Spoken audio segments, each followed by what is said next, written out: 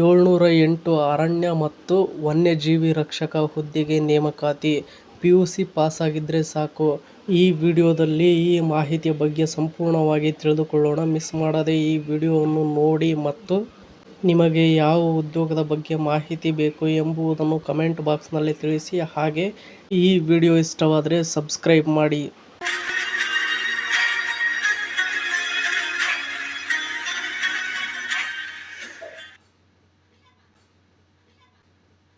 ಸರ್ಕಾರಿ ಉದ್ಯೋಗಗಳಿಗೆ ತಯಾರಿ ನಡೆಸುತ್ತಿರುವವರಿಗೆ ಒಳ್ಳೆಯ ಸುದ್ದಿ ಇಲ್ಲಿದೆ.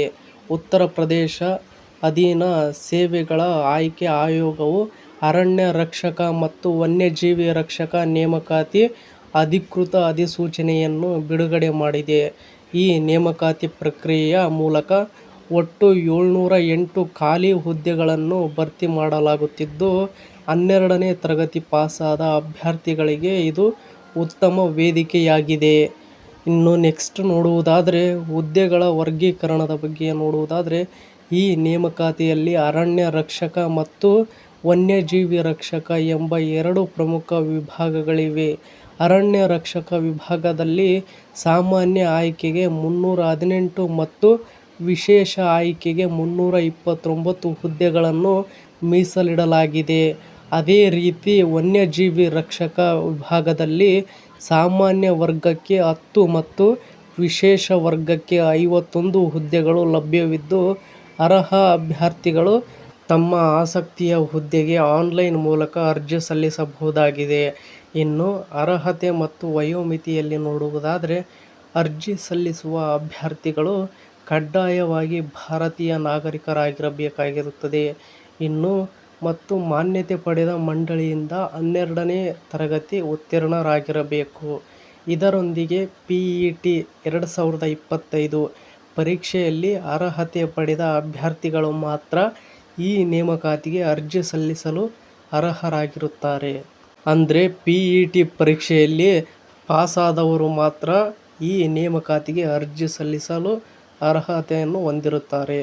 ಇನ್ನು ವಯೋಮಿತಿಗೆ ಸಂಬಂಧಿಸಿದಂತೆ ಅಭ್ಯರ್ಥಿಗಳು 18 ವರ್ಷದಿಂದ 40 ವರ್ಷದ ಒಳಗಡೆ ಇರಬೇಕಾಗಿರುತ್ತದೆ. ಇನ್ನು ಸರ್ಕಾರದ ನಿಯಮದಂತೆ ಒಬಿಸಿ ಅಭ್ಯರ್ಥಿಗಳಿಗೆ 3 ವರ್ಷ ಹಾಗೂ SC/ST ಅಭ್ಯರ್ಥಿಗಳಿಗೆ 5 ವರ್ಷಗಳ ವಯೋಮಿತಿಯನ್ನು ಸಡಿಲಿಕೆ ಇರುತ್ತದೆ. ಇನ್ನು ನೆಕ್ಸ್ಟ್ ನಾವು ನೋಡುವುದಾದರೆ, ಆಯ್ಕೆ ಪ್ರಕ್ರಿಯೆಯ ಹಂತಗಳ ಬಗ್ಗೆ ನಾವು ನೋಡುವುದಾದರೆ, ಫಸ್ಟ್ ಆಯ್ಕೆ ಪ್ರಕ್ರಿಯೆಯು ಬಹಳ ವ್ಯವಸ್ಥಿತವಾಗಿದ್ದು, ಅಭ್ಯರ್ಥಿಗಳನ್ನು ಮೊದಲು ಅವರ ಪಿಇಟಿ 2025 ಅಂಕಗಳ ಆಧಾರದ ಮೇಲೆ ಶಾರ್ಟ್ ಲಿಸ್ಟ್ ಮಾಡಲಾಗುತ್ತದೆ. ನಂತರ 100 ಅಂಕಗಳ ಲಿಖಿತ ಪರೀಕ್ಷೆ ನಡೆಯಲಿದ್ದು, ಇದರಲ್ಲಿ ನಕಾರಾತ್ಮಕ ಅಂಕಗಳ ವ್ಯವಸ್ಥೆ ಇರುತ್ತದೆ. ಲಿಖಿತ ಪರೀಕ್ಷೆಯಲ್ಲಿ ತೇರ್ಗಡೆಯಾದವರಿಗೆ ದೈಹಿಕ ಪರೀಕ್ಷೆ ನಡೆಸಲಾಗುವುದು.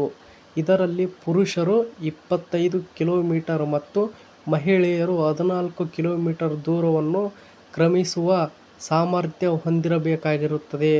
ಅಂತಿಮವಾಗಿ ವೈದ್ಯಕೀಯ ಪರೀಕ್ಷೆಯ ನಂತರ ನೇಮಕಾತಿ ಪೂರ್ಣಗೊಳ್ಳುತ್ತದೆ. ಇನ್ನು ನೆಕ್ಸ್ಟ್ ನಾವು ನೋಡುವುದಾದರೆ, ಅರ್ಜಿ ಸಲ್ಲಿಕೆ ಮತ್ತು ಶುಲ್ಕಗಳ ಬಗ್ಗೆ ನಾವು ನೋಡುವುದಾದರೆ, ಫಸ್ಟ್ ಆಸಕ್ತ ಅಭ್ಯರ್ಥಿಗಳು UPSSC ಅಧಿಕೃತ ವೆಬ್ಸೈಟ್ ಮೂಲಕವೇ ಅರ್ಜಿ ಸಲ್ಲಿಸಬೇಕು. ವಿಶೇಷವೆಂದರೆ, ಈ ನೇಮಕಾತಿಗೆ ಯಾವುದೇ ಭಾರಿ ಮೊತ್ತದ ಅರ್ಜಿ ಶುಲ್ಕವಿಲ್ಲ. ಕೇವಲ ₹25 ಸಂಸ್ಕರಣಾ ಶುಲ್ಕವನ್ನು ಪಾವತಿಸಿದರೆ ಸಾಕಾಗುತ್ತದೆ. ಇನ್ನು ಅಭ್ಯರ್ಥಿಗಳು ತಮ್ಮ ಪಿಇಟಿ 2025 ನೋಂದಣಿ ಸಂಖ್ಯೆಯನ್ನು ಬಳಸಿ ಲಾಗಿನ್ ಆಗುವ ಮೂಲಕ ಅಗತ್ಯ ದಾಖಲೆಗಳೊಂದಿಗೆ ಅರ್ಜಿಯನ್ನು ಪೂರ್ಣಗೊಳಿಸಿ ಮುಂದಿನ ಉಲ್ಲೇಖಕ್ಕಾಗಿ ಪ್ರತಿಯನ್ನು ಮುದ್ರಿಸಿಕೊಳ್ಳಲು ಸೂಚಿಸಲಾಗಿದೆ. ಇನ್ನು ಇದೇ ತರಹದ ಉದ್ಯೋಗಕ್ಕೆ ಸಂಬಂಧಿಸಿದ ಮತ್ತಷ್ಟು ಸುದ್ದಿಗಳನ್ನು ಓದಲು ನಿಮ್ಮ ಜಾಬ್ಸ್ ಅಂಡ್ ಎಜುಕೇಷನ್ ಅಪ್ಡೇಟ್ ಚಾನಲ್ಗೆ ಸಬ್ಸ್ಕ್ರೈಬ್ ಆಗಿ.